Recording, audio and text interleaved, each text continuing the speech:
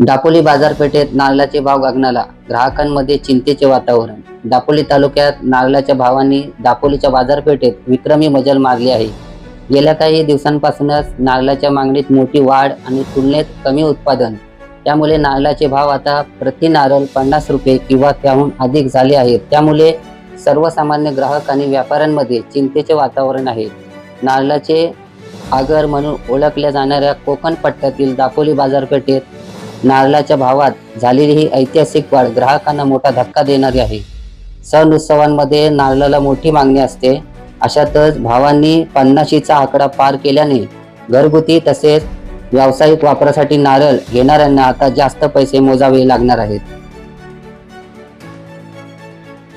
प्रतिनिधी ज्येष्ठ पत्रकार सलीम रखांगे, विद्या न्यूज, दापोली.